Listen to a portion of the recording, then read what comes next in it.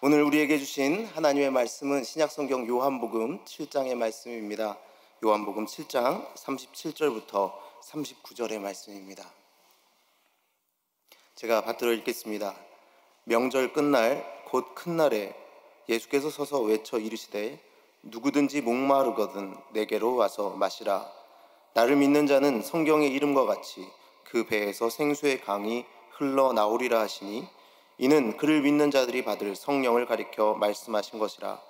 예수께서 아직 영광을 받지 아니하셨으므로 성령이 아직 그들에게 계시지 아니하시더라. 아멘. 하나님의 은혜와 평화가 오늘 예배에 부름받아 나오신 모든 성도님들과 함께 하시기를 간절히 바랍니다. 여러분을 이렇게 뵈니까 하나님의 얼굴을 뵙는 것 같습니다. 가슴이 벅차오릅니다. 여러분도 그러신가요? 네. 저만 유일하게 마스크를 안 쓴 자유의 얼굴을 더 빛이 나죠. 사실 지금 가슴이 두근거려서 이런 말을 하고 있습니다. 저는 이렇게 가슴이 벅차오를 때는 시를 읽습니다. 외모로 사람을 판단하지 마십시오. 저는 시를 읽는 남자입니다. 그래서 제가 읽었던 시 중에 좀 마음에 이렇게 와닿았던 시가 있어서 설교를 시작하면서 여러분과 함께 나누려고 합니다. 시는 정호승 시인이 쓴 밥그릇이라는 시입니다. 한번 들어보시죠. 밥그릇, 정호승. 개가 밥을 다 먹고 빈 밥그릇을 핥고 또 핥는다. 좀처럼 멈추지 않는다. 몇 번 핥다가 그만둘까 싶었으나 혓바닥으로 씩씩하게 조금도 지치지 않고 수백 번 더 핥는다. 나는 언제 저토록 열심히 내 밥그릇을 핥아보았나.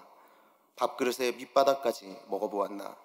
개는 내가 먹다 남긴 밥을 언제나 싫어하는 기색 없이 다 먹었으나 나는 언제 개가 먹다 남긴 밥을 맛있게 먹어보았나. 개가 핥던 밥그릇을 나도 핥는다. 그릇에도 맛이 있다. 햇살과 바람이 깊게 스민 그릇의 밑바닥이 가장 맛있다. 무슨 개밥그릇 소리 같은 소리를 하고 있나 생각하실 수도 있습니다.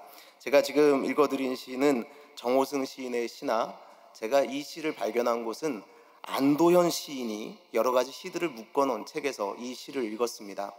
그런데 그 시집의 특징은 이렇게 시를 한 편 싣고 안도현 시인이 그 시에 대한 해설을 달아있는 책이었습니다.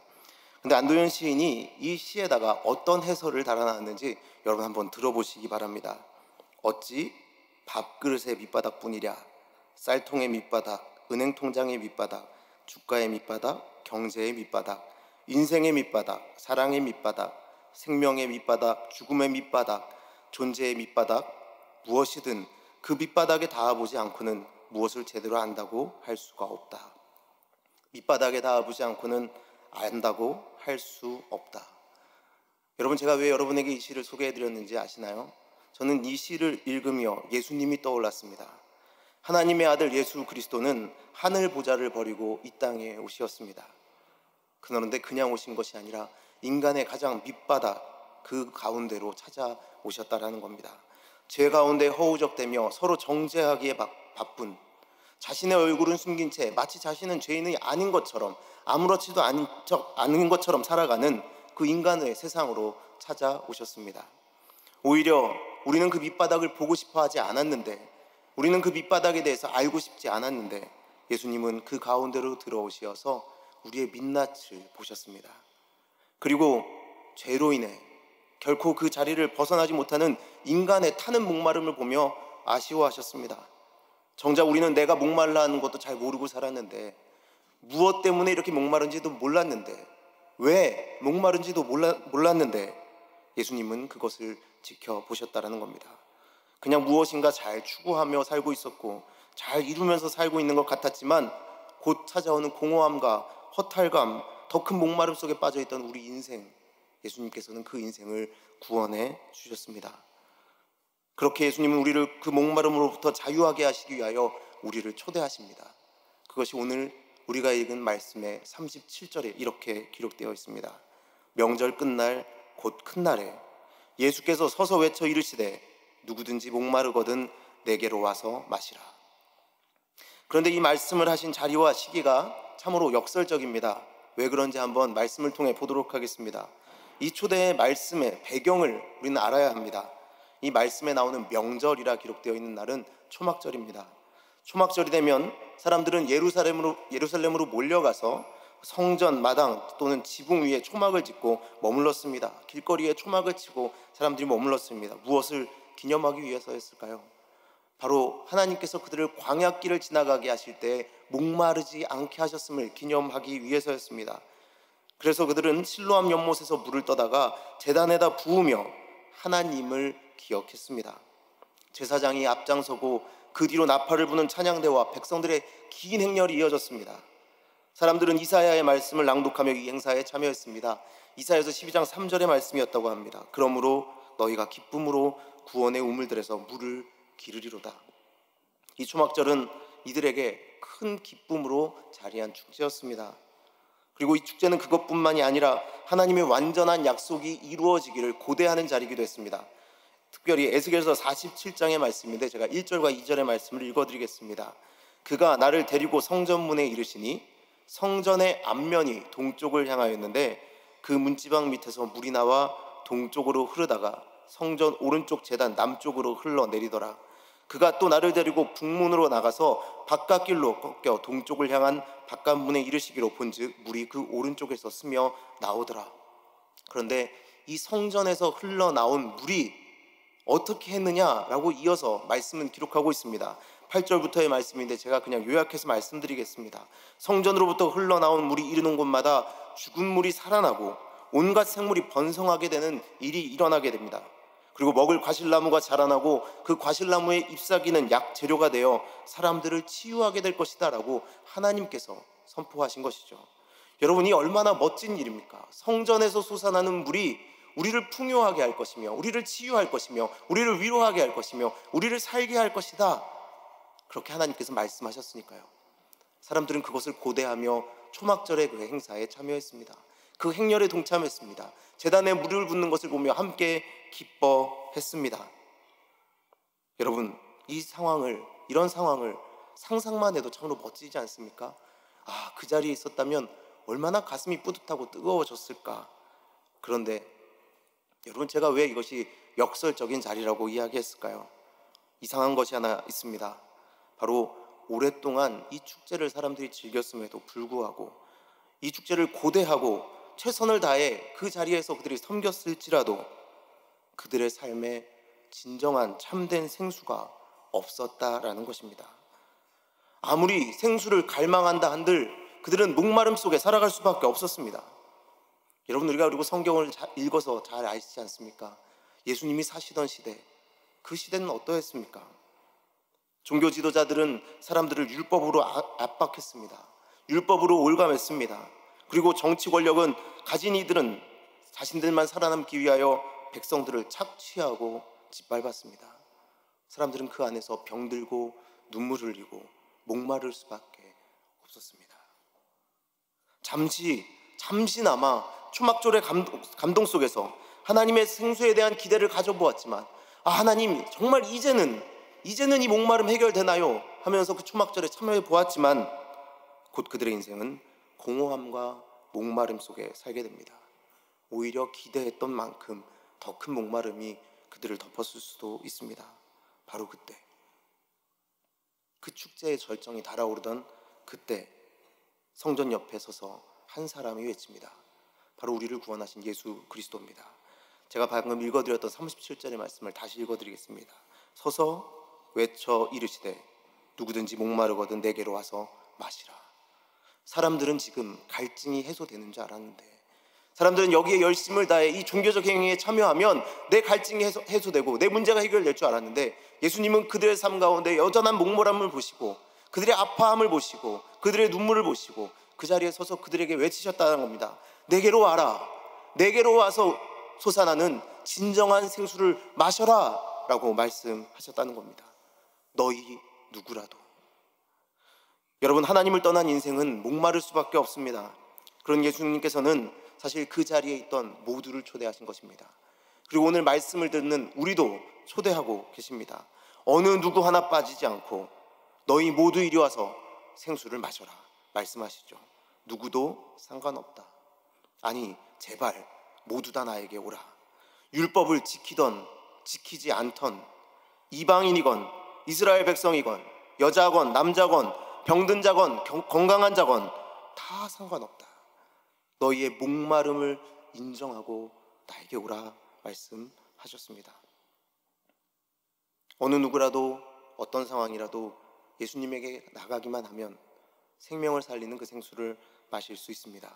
그리고 그 생수를 마시면 우리는 영원히 목마르지 않게 될 것입니다. 여러분, 여기서 근데 꼭 짚고 넘어가야 하는 것이 있습니다. 이 초대가 나를 향한 초대라는 겁니다. 여러분 옆에 앉아있는 누군가를 향한 초대가 아니라, 여러분 가족 중에 누군가가 아니라, 여러분이 잘 아는 믿음 없는 그 사람이 아니라, 오늘 여기에 나와 있는 나를 향한 초대. 여러분, 우리는 먼저 그것을 인정해야 합니다. 예수님 없으면 저는 그저 목말라 죽어가는 그런 인생일 뿐입니다. 그것을 인정해야 합니다.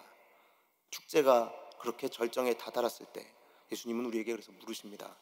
너희가 그렇게 열심히 한다고 해서 목마름이 해결되었느냐? 종교적 행위로 그 잠시의 만족은 얻을 수 있겠지만 그러나 그것이 너희의 그 타는 목마름을 해결했느냐 물으십니다. 그런데 사람들은 여전히 모릅니다. 아무리 그 성전이라 불리는 그 건물에 물을 갖다 부은들 그들의 삶 속에 하나님의 구제로부터 오는 공허함은 채울 수 없다는 것을 그들은 알지 못하고 있었습니다. 여러분, 왜 그렇습니까? 진정한 성전은 예수 그리스도인데 그들은 예수 그리스도를 눈앞에 두고도 예수님을 피해 돌아가 그 건물에 집착하고 있었기 때문입니다. 요한복음 2장 21절 말씀에 예수님께서는 이렇게 말씀하십니다. 그러나 예수는 성전된 자기 육체를 가리켜 말씀하신 것이라. 진정한 성전은 누구입니까? 예수 그리스도 아닙니까? 예수 그리스도가 진정한 성전인데 사람들은 세상의 헛된 것들을 바라보며 저기에 가서 열심히 하면 내 목마름이 해결될까? 저기에 가면 내 문제가 해결될까? 이리 기웃 저리 기웃대고 있었다라는 것이죠. 여러분, 우리의 목마름을 해결할 수 있는 진정한 생수, 모든 사람을 회복할, 풍요하게 할 생수는 예수님 그분뿐이며 그분께 나아갈 때 마실 수 있습니다. 여러분, 믿는다는 것이 무엇입니까? 믿는다는 것은 바로 주님께서 나가서 그 생수를 마시는 것입니다. 생수를 마신다는 것은 예수님을 믿는 것입니다. 세상의 것을 쫓는 것이 아니라 예수님만을 갈망하여 말씀이 내 인생에 되게 하는 것, 그것을 요한복음 6장 53절은 이렇게 표현합니다. 예수께서 이르시되 내가 진실로 진실로 너희에게 이르노니 인자의 살을 먹지 아니하고 인자의 피를 마시지 아니하면 너희 속에 생명이 없느니라. 예수 그리스도가 내 안에 살아계셔 느껴지고 그의 부활 생명이 내 생명이 되는 것입니다. 그러함으로 세상을 바라볼 때 예수님의 눈으로 바라보며 예수님의 마음을 가지고 사람들을 바라보는 것, 여러분, 그것이 곧 믿음이 되는 것입니다. 그때 놀라운 역사가 일어납니다. 바로 그 자리에 하나님의 은혜가 있습니다. 예수님 곧 성전으로부터 나오는 물을 마신 이들은 또 그 안에서 생수의 강이 흘러나오게 된다. 예수님은 말씀하십니다. 38절입니다. 나를 믿는 자는 성경의 이름과 같이 그 배에서 생수의 강이 흘러나오리라 하시니. 여러분, 그냥 그 축제 가운데서 그 기분 내키는 대로 하신 말씀이 아닙니다. 성경의 이름과 같이, 바로 하나님께서 태초부터 우리를 통하여 이루고자 하셨던 일이 무엇이라는 겁니까? 바로 우리의 배에서 생수의 강이 흘러나가게 하시는 것이다. 예수님 말씀하십니다. 여러분, 그런데 그 일이 가능할까요? 과연 가능이나 할까요? 그런데 사도 바울은 이렇게 이야기합니다. 고린도전서 3장 16절 말씀, 너희가 하나님의 성전인 것과 하나님의 성령이 너희 안에 계시는 것을 알지 못하느냐. 너희가 성전이다라고 사도 바울은 선포합니다. 그럼 뭔가요? 가능하다라는 것이죠. 아니, 내가요? 나 같은 인생이요? 여러분, 목사가 말씀을 전하러 올 때 제일 두려운 게 뭔지 아십니까? 다른 분들은 모르겠습니다. 그냥 저요.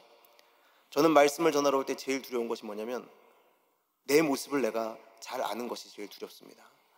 몰랐으면 좋겠어요. 말씀을 볼 때마다 이 말씀을 들고 올라가서 전하는 내 자신이, 여러분은 모르세요, 얼마나 한심스러운지.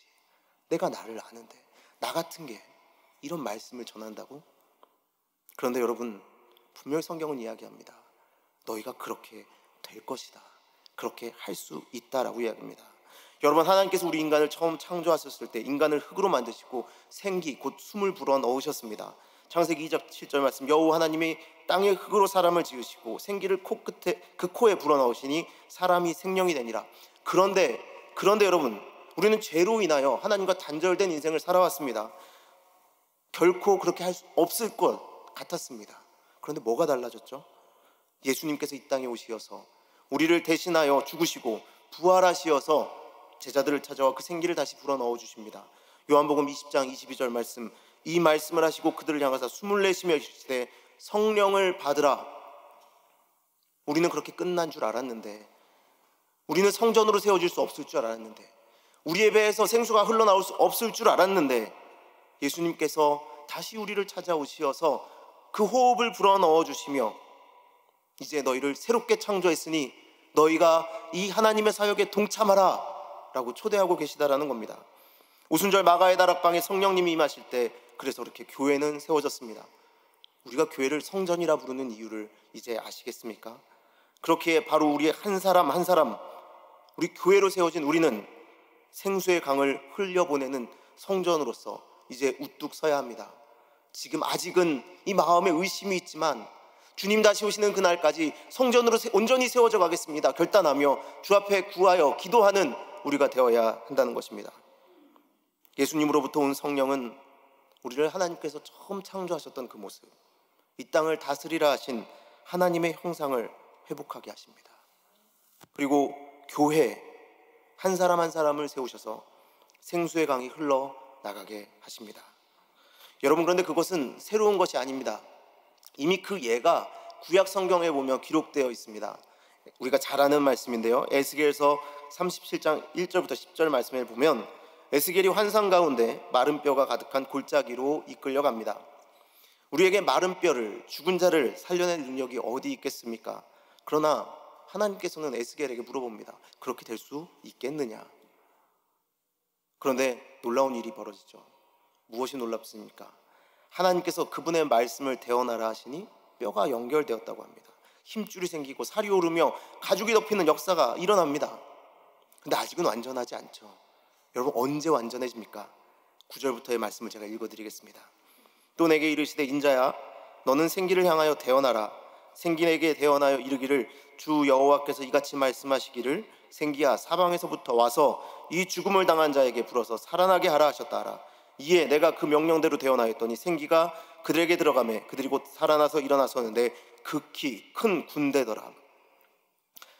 처음 하나님께서 창조하실 때 불어넣으셨던 그 생기를 향하여 대언하였더니 마른 뼈였던 사람들이 일어나 하나님의 군대, 하늘의 군대가 되었다고 합니다. 여러분, 이것은 단순한 꿈이 아닙니다. 단순한 환상이 아닙니다. 이것은 곧 믿는 모든 사람에게 주시는 하나님의 사명입니다. 너희는 가서 그렇게 대언하라.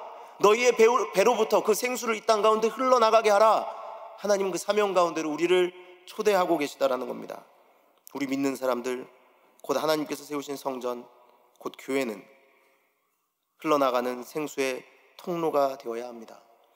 그래서 우리가 살아가는 현장 속에서 죽은 줄 알았던 사람들, 마른 뼈 같았던 사람들, 그들이 일어나서 하나님 나라의 군대가 되는 역사가 있어야 합니다.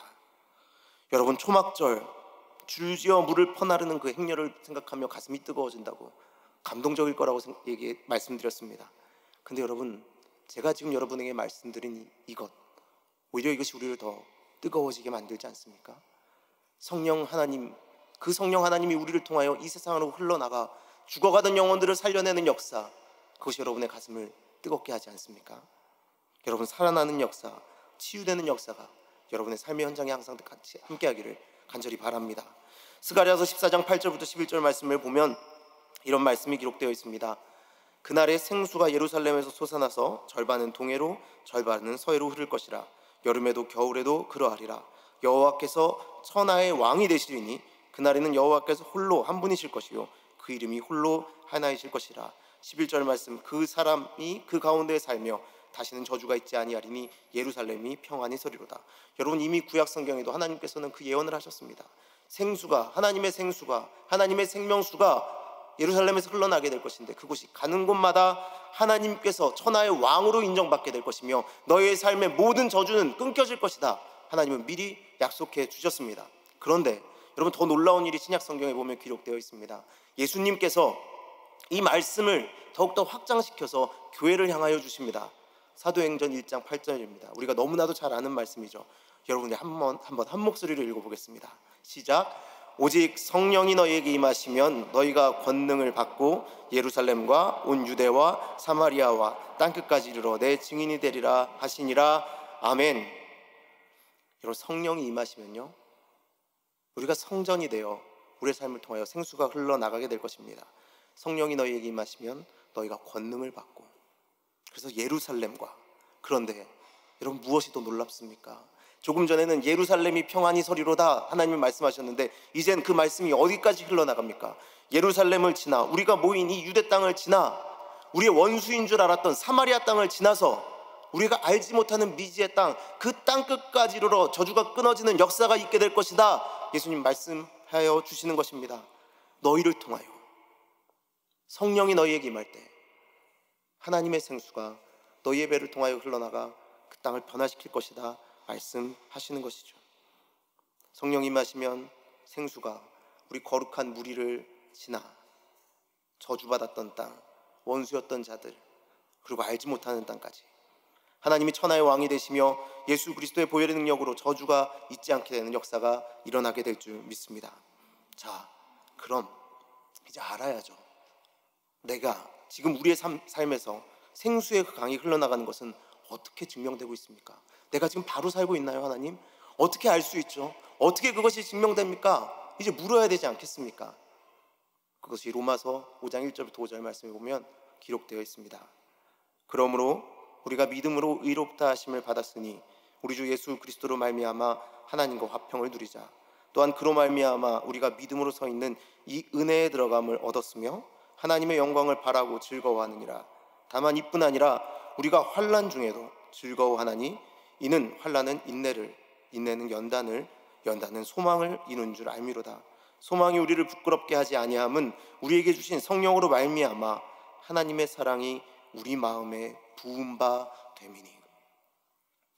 여러분, 믿음이 생겼을 때 우리는 무엇을 끊어낼 수 있습니까? 지금까지 목마름 속에 살아왔던 과거의 내 인생, 하나님이 다스리지 않는 지옥과 같은 인생을 끊어낼 수 있습니다. 예수님 믿기 전에 우리 인생은 지옥이었죠. 그런데 믿음이 생길 때, 그래서 무엇이 생깁니까? 이제 나의 과거의 지옥의 삶을 끊어내고 천국을 살아가는 소망이 생깁니다. 그래서 믿음과 소망은 함께 갑니다. 그런데 그 소망이 있는 사람들은 그렇다면 어떻게 살아갑니까? 여러분, 이제 두려울 것이 없습니다. 하나님이 알려주신 방법으로 살아가면 됩니다. 그 방법이 사랑이라는 것입니다. 성령으로 말미암아 사랑 가운데 살게 된다라고 성경은 이야기합니다. 너희가 믿음으로 인하여 과거의 모든 저주의 인생을 끊어내고 소망을 가지고 앞을 보고 나아갈 텐데 그 삶의 방법은 사랑이 될 것이다 라고 이야기하는 것이죠. 그래서 믿음, 소망, 사랑, 그 세 가지는 항상 있을진데 그 중에 제일은 사랑이라 성경은 이야기합니다. 여러분, 근데 여기서 잘 보십시오. 소망이 우리를 부끄럽게 하지 아니함은 5절 말씀입니다. 우리에게 주신 성령으로 말미암아 하나님의 사랑이 우리 마음에 부은 바 됨이니.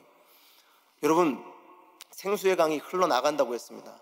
근데 여러분 안에 그 생수가 있으신가요? 여러분 안에 그 생수가 있으신가요? 솔직히 얘기해보세요. 우리 안에 그냥 자연적으로 나오나요? 아니요, 그렇지 않아요. 그 생수는 어디서부터 와야 합니까? 하늘로부터 와야 합니다. 하나님으로부터 와야 합니다. 그런데 분명히 성경에 기록되기를 성령으로 말미암아 하나님의 사랑이 우리 마음에 부은 바 됨이니. 하나님께서 우리 안에 무엇을 붓고 계시다고 합니까? 사랑을 붓고 계시다고 합니다.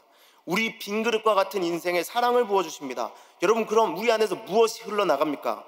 여러분, 우리가 생수의 강이 흘러나가는 삶이 무엇으로 증명됩니까? 사랑이 흘러나감으로 증명된다라는 겁니다. 부어지는 게 흘러나가야 되는 거잖아요. 하나님이 사랑을 부으시는데 여러분, 어떻게 우리 안에서 적개심과 분노와 미움과 저주가 흘러나갈 수 있겠습니까? 하나님은 사랑을 부으시는데. 여러분, 그러면 하나님이 거짓되거나 우리가 거짓된 것이죠. 누가 거짓된 것일까요? 여러분, 우리가 정말 하나님의 성령 안에 붙들림 받아 하늘에 부으시는 사랑 가운데 그 생수의 강을 흘려보내는 성전으로 세워져 있다면 여러분이 살아가는 곳마다 그 사랑이 증명될 줄 믿습니다. 그 사랑은 어떻게 드러납니까? 고린도전서 13장, 여러분이 너무나 잘 아는 말씀에 다 나와 있죠. 사랑은 오래 참습니다. 사랑은 온유합니다. 시기하지 아니하고 사랑은 자랑하지 않습니다. 교만하지 않고 무례히 행하지 않습니다.